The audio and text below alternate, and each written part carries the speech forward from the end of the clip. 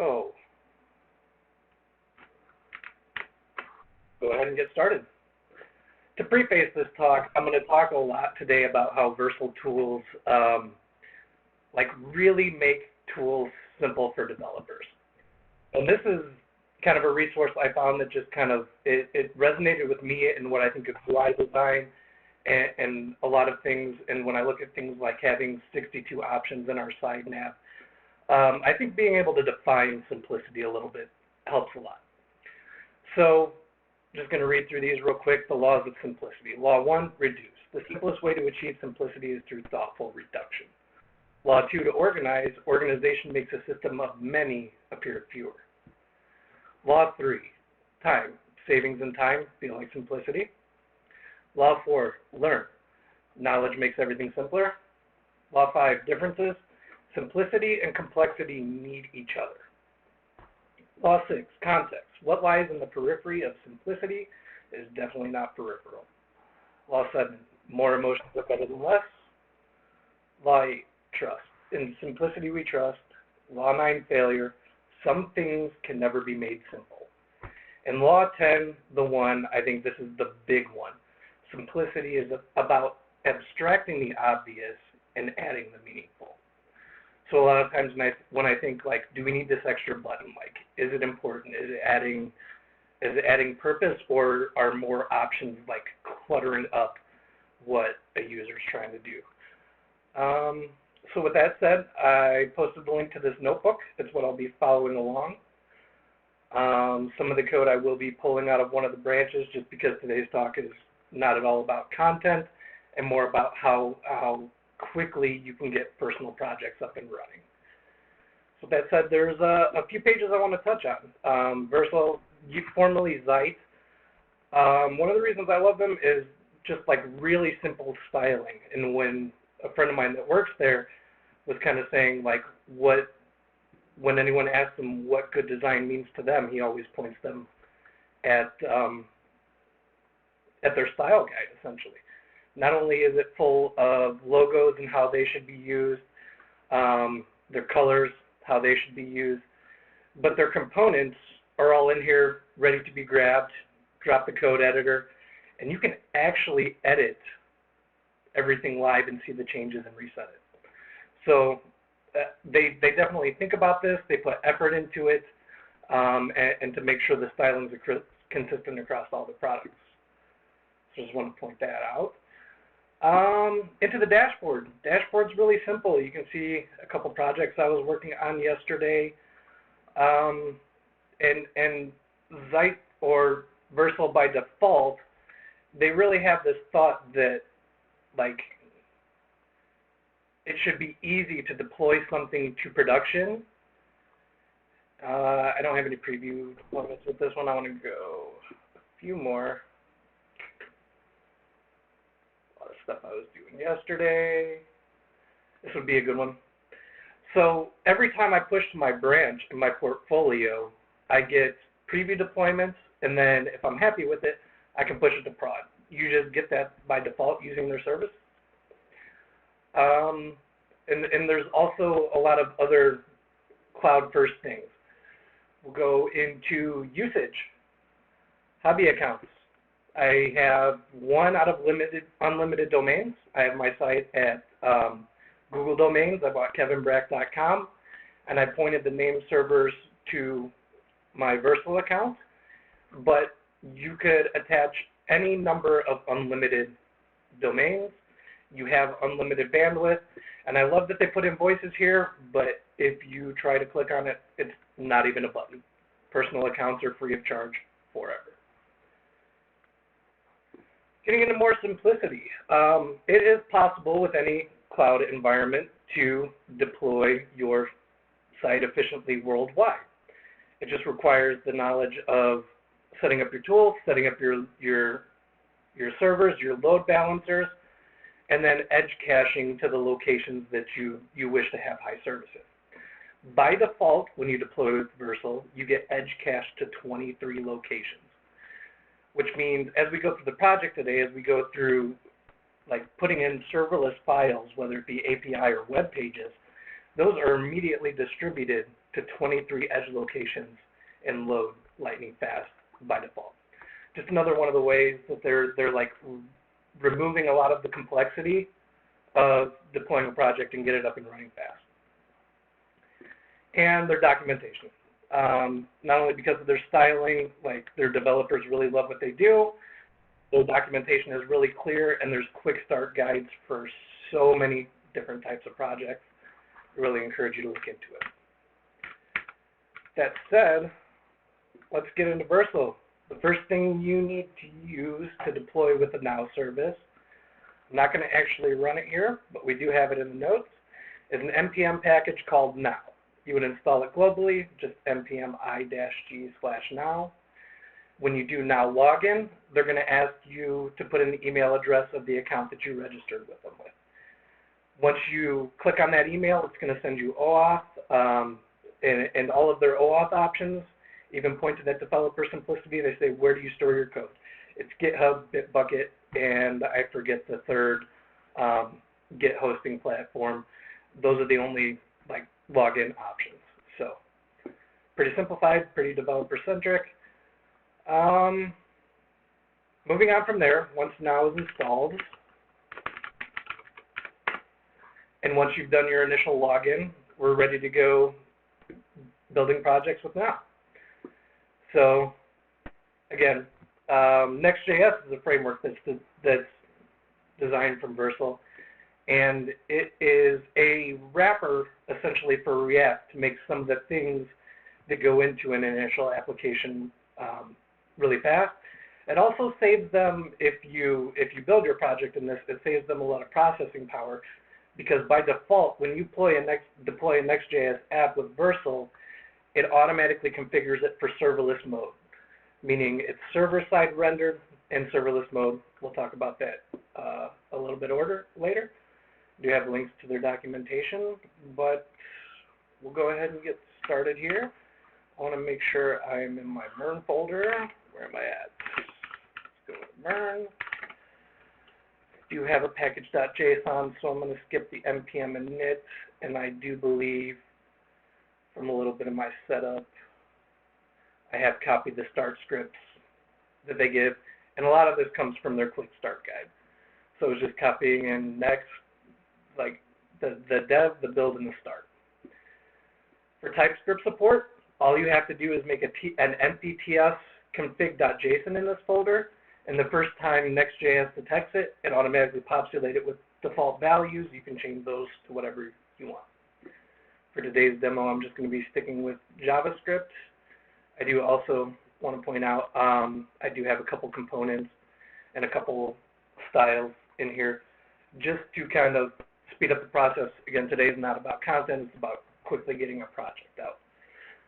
So the next thing you would do is make your directories in here, and this part I will do. We need a pages directory, and if we wanted to store any images, those would go in the public directory, and Next automatically configured to know what those pages mean. Paste those in, and we're ready to go. In the index.jsx, like, I'm going to go ahead and make that file, and just to say a little bit why I do all my React pages in JSX. If I do index.js, it definitely works. If you add an X to the file, Visual Studio Code knows its React template, and highlights for that allows you to use Emmet. It is backwards compatible. You can take the X off. It doesn't matter. We just get extra code help in VS Code. So one of the first things besides the pages that Vercel does to really simplify things is to say, we know if you have a JSX file, you're doing React syntax, no need to import React, we've already done it for you. So getting the starter page up and running is as simple as exporting a default function,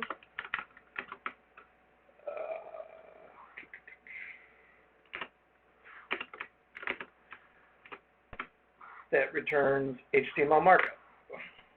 Do a div. I'm going to try to do other stuff up until I actually start using the syntax.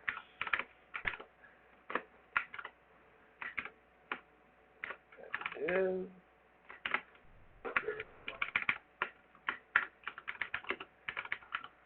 Not for today. I do like WebStorm. Going through quick though. So at this point, we have the basics of our application essentially. We're going to go ahead and initialize the project. You want to make sure that you are in your page with the package.json. I have not installed dependencies. Are they already listed in my package.json? Let's go back. Let me just double check and run those. So you will note that in installing Next, you also have to install React DOM. And I'm adding Sass for me. But Next does not replace React. It isn't tied to one version of React. When React had hooks, Next had hooks.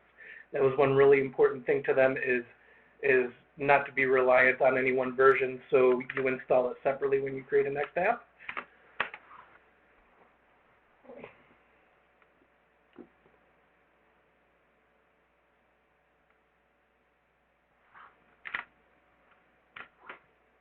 Once that's done, we'll be ready for our first preview deployment.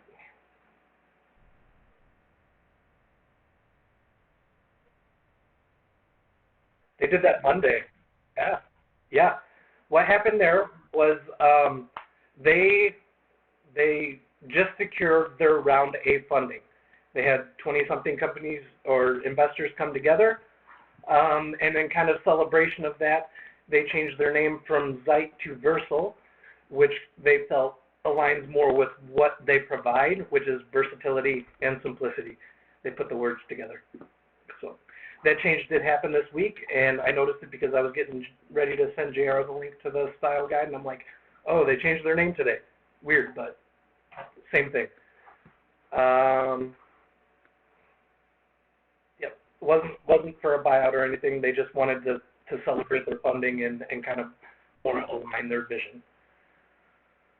So back into here, we have an initial page, and now to get into preview deployment, all I type is now, using their CLI tool. Yes, I want to set up and deploy. You can typically go straight through defaults on this and just hit enter. You'll see the default option is highlighted here.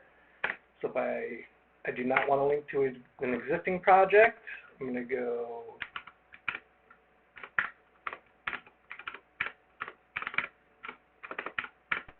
give this a unique project name in my stuff. And as long as you're in the same folder as your package.json, enter in your setup.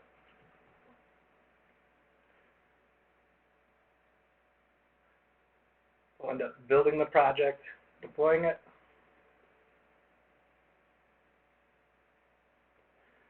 I'm going to stick with the default settings here.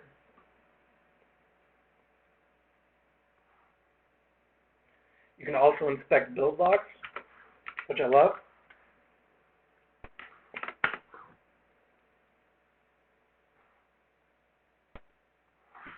So you can kind of see everything happening remotely. And this works for your feature branches as well. You can set your feature branches up to be separate deployments when you push. And each of those, when you push code to that branch, would automatically make a preview deployment. Love this, nice and simple too. If something UI breaks on your page, it's easy to track back to that preview deployment because they take a snapshot of it as part of the build process. So here we are, hello Volt. We got our initial application up and running. I'm going to take a moment to set up global styling before I get more into the file-based routing, which is another one of the big simplicities. Right here, I'm going to go to my pages. If I make a new file, and it's underscore to signify that this is more of an internal page. So that will be app.jsx. And I'm going to paste this in. It's already pointing to the CSS I have.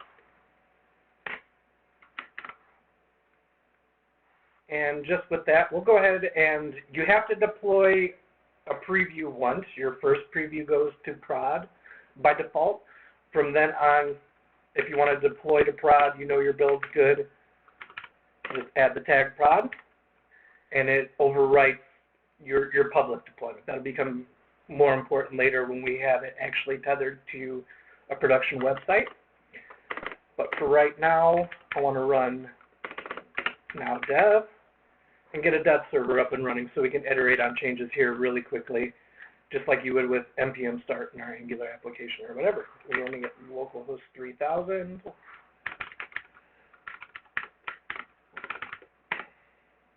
And we're up and running. It's pulled in the files. We can see them working.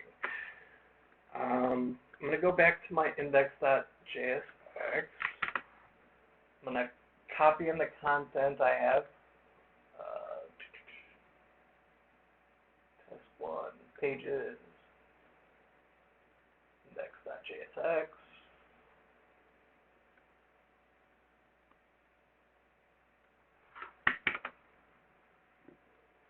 Overwrite what we have here. And we can see it immediately in our dev preview. Bringing in the content, I have a few routes in here. One's going to the About page. One's going to the API page. Neither of those exist yet. So let's talk a little bit about file-based routing. In here you see in the pages directory and the root directory we have an index.js. The next page I'm going to add, I'm just going to go into the About page, copy what I have here, Control-C. So next kind of says, we know you're going to use React, we know you're likely going to need routing. Why set up complicated router if you're just really trying to get all of your content out quickly? So with that in mind, we can make a new file called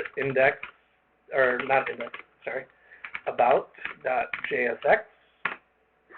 And just because of the naming convention and where it is, this is now the default page. No other router set up than that. Just simply put a file in the pages directory, and the page exists.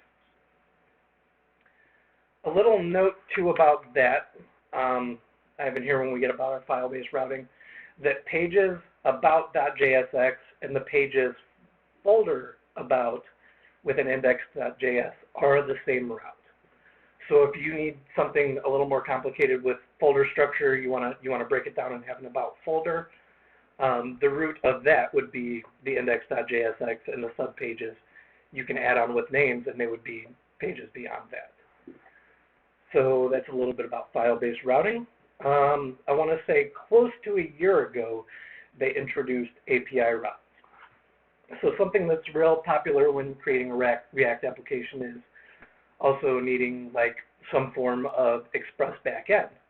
And if you wanted to expose that publicly, then all you have to do in the pages directory is make a new folder called API, and now NextJS automatically knows any files in here to serve as serverless server routes, and they build in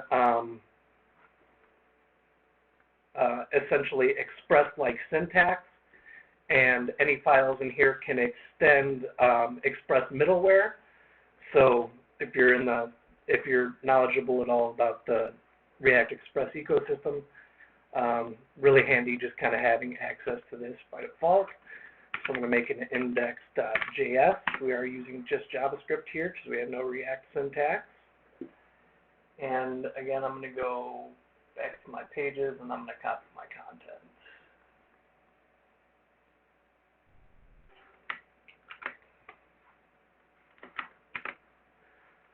So I have a set of files here. The important thing is that we export default rec and res. In school, they taught us these as the homies when we were learning Express. So request is everything about the incoming request. You can read the request body. You can see the type method in your function based off extending this. But really all I needed to return the data that I have, and this could come from anywhere, is res.json, which is another, it's a popular middleware in Express where you would have to set up, use express.json. They just say, if you're making an API endpoint, we're just going to go ahead and include the JSON method. Anything you pass into it gets converted to JSON. So as long as we save if we go to our API route, we can now hit this with Postman and get our return JSON. If the file were named something else in here, like any object in your database, and you actually put the logic up here to run it and fetch that data and return it, then you get the same file-based routing you do as setting up your pages. So right here, I think we're looking a little better. I'm going to go to Burn folder. I want to stop my dev server. I'm going to do now.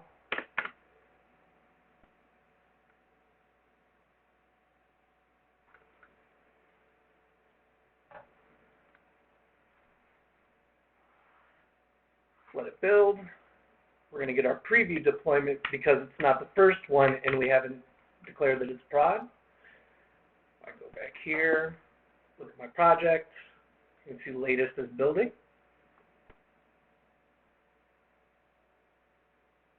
And as soon as it's done, we should get a nice little preview here.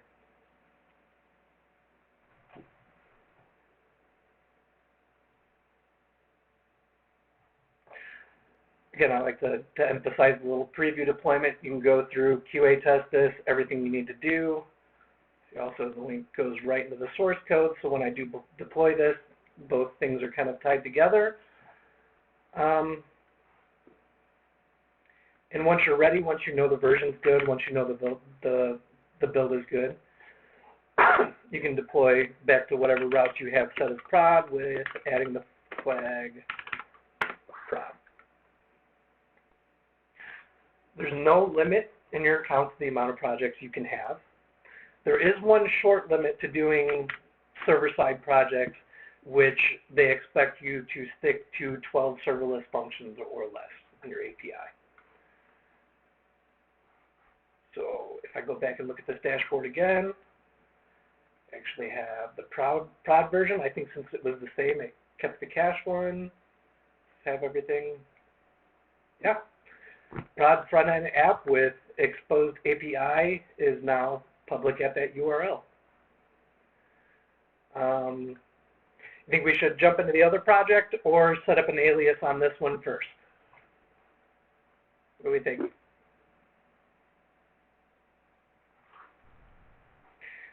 Alias the site. Okay, let's go into the projects. Let's go into our settings.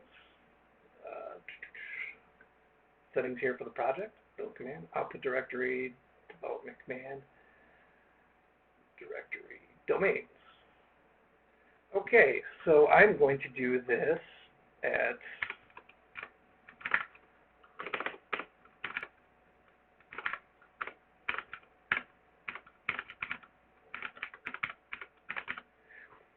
like I said, I bought my portfolio site on Google Domains. I pay $7 a year, and I pointed the name servers to this. I do have a link in my notes that kind of will walk you through that a little closer, but I believe it's going to be as simple as saying that's where I want it to deploy to. I've added it, valid configuration and assigned. Let's try the link. There we are, deployed to my custom domain, automatically wrapped in HTTPS, automatically edge cached to 23 locations, so it's fast and serverless around the world. Also, I have about 6 projects already deployed at my domain. I showed you my portfolio, but I also have a React app here. I did kind of as an interview challenge for a company, running using the Pixabay API, full React app. They support 12 different front-end frameworks with 0 configuration. So start a starter project, alias it in the project settings, and you're deployed worldwide. I have a few others. Let's go back to where we were. I think that's pretty much what I covered. Does anybody want to ask any questions at this point on what we've covered so far?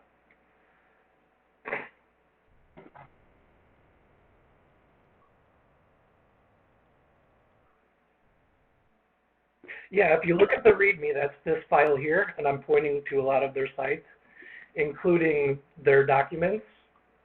And when I get into Next, I also have the nextjs.org, which is where my dashboard is, or no, not my dashboard, that's their main site. And also they're getting started. Let's take a peek at that too, because I think it's really important to see like who's getting the benefits of serverless. And if you scroll down a little bit, who's using NextJS and why, this is no short list, and these are no like edge cases. People like Twitch are using them, which I absolutely love, to say, in the server-side rendered universe, like I already have this data. It's not important for it to change.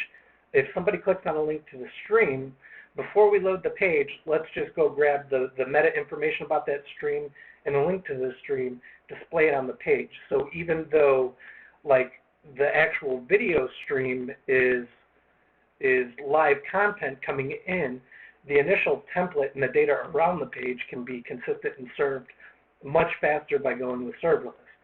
You see Docker's using it, GitHub's using it, Netflix is using it, Hulu's using it, and a lot of really good case studies about how people are globally distributing serverless pages because of Next.js being so React and Express-like, but much simpler to use and much simpler to implement serverless.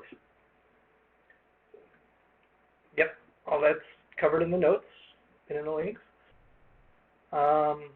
Any other questions we have at this point?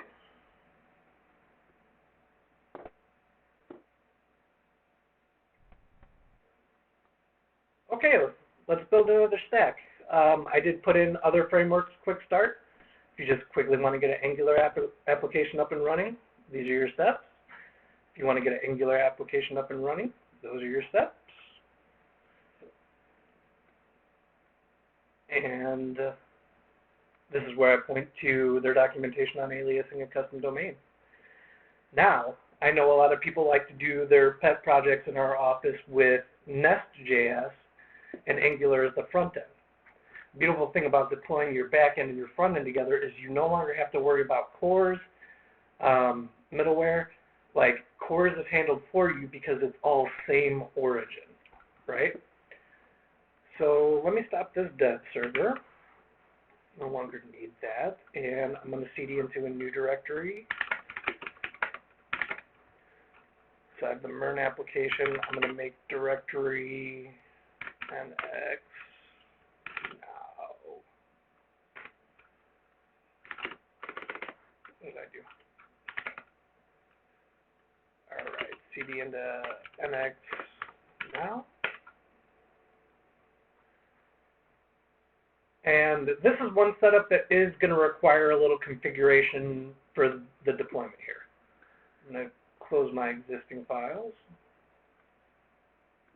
I don't need to be in the MERN application anymore. We will now be in here. And I actually, because I changed the name of this folder, in fact, I'm not going to change the name of it because I have a little bit in place so I could have both applications in Git and not store anything I don't need to. I'm going to remove next now. I'm going to make sure, what do I call it? NX Vercile. So my get ignore matches up. So this is one time where we are going to need to specify a little bit how it's going to build the application. We can see the Angular app here is going to use now static because Angular can be built into a static application, so it just needs to be able to serve static files. The Nest.js application is going to be run on Node, and then the routes are already set up. I did find this in a blog, and I had to edit a little bit. They've simplified it even more. Things like you used to have to do your aliasing from here to tell it what you wanted to go to prod is all now in the user interface on your dashboard, and they kind of give you a warning, hey, this is no longer the recommended way to do that. So did I not include, oh, I did. So we're going to create an NX workspace for this. We're going to follow the commands here.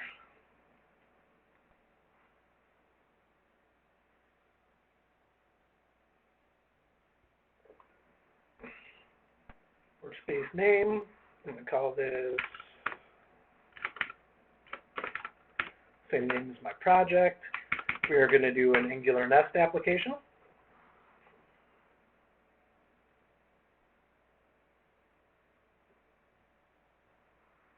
Application name. And I'm going to go ahead and use sets again.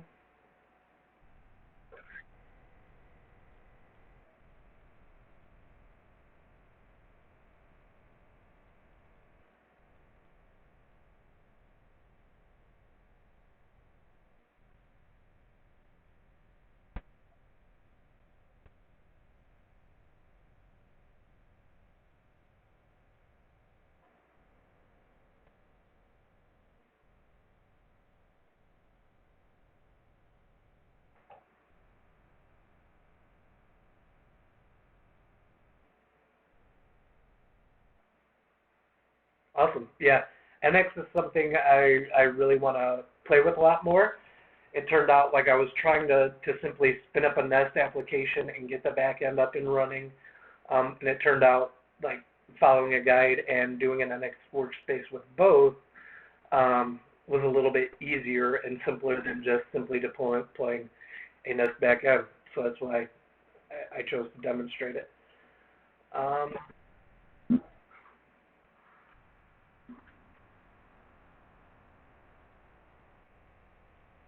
Yes.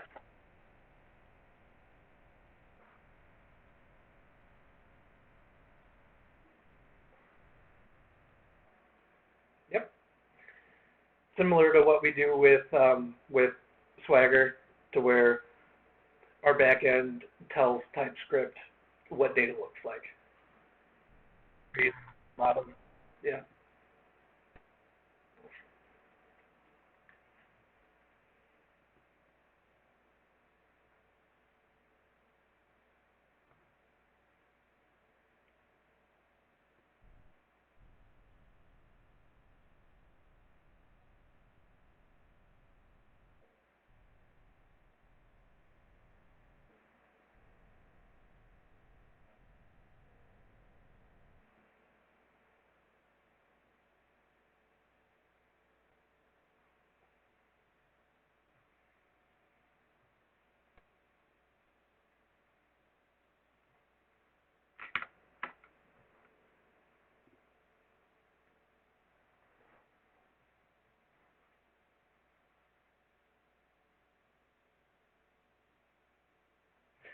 Okay, NX workspace is built, or is kind of bootstrapped together here.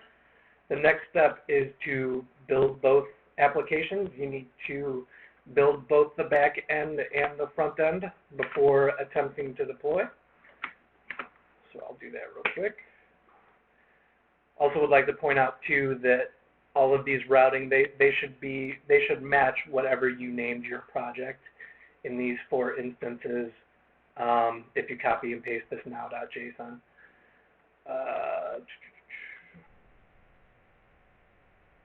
Oh, excuse me. Thank you. CD, NX, Vercel. And before I do that, I'm going to go ahead and touch my now.json. And I love that even Material understands their branding and their icons align. That was kind of a cool touch for me. So we'll try that build command again. Build both our back end and front end in our now.json. I'm going to go ahead and paste this one in.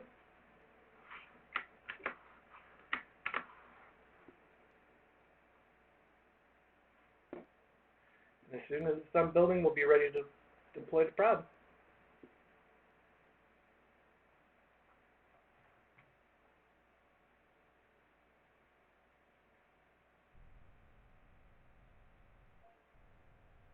Mm-hmm.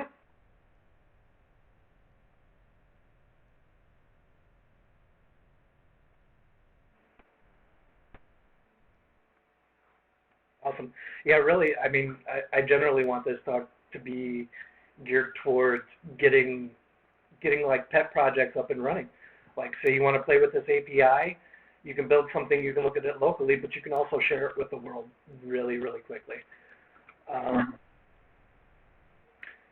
So from here, we've built both of our applications.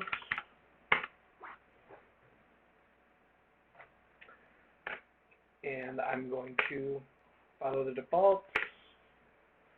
Project's name. Yep, the default there is good. It is in .slash.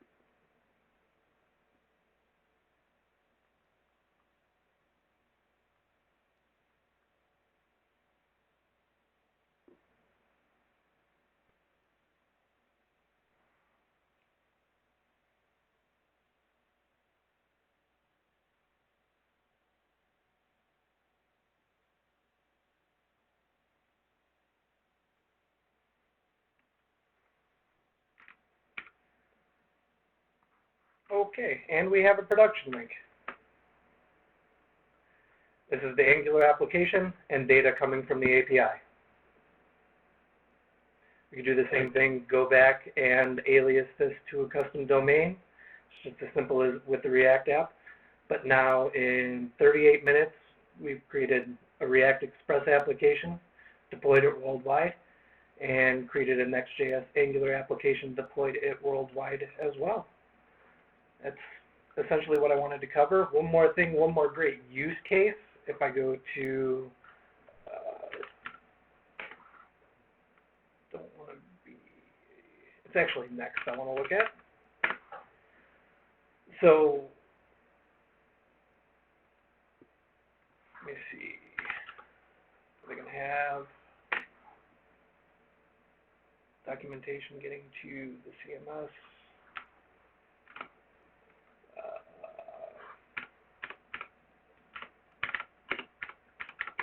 But I think a really good use case for this was if you wanted to start your own blog or anything. I want to see where they show about their CMS they automatically integrate with. Yeah. So here they talk about CMSs that they automatically integrate NextJS with. There's Contentful, Sanity, Prismic, Storybook, Butter CMS. So you're trying to build a blog for somebody else, tying into existing content management system, gives them an already easy way to publish their content, and then the site you build can just listen to that information, deploy that information serverless.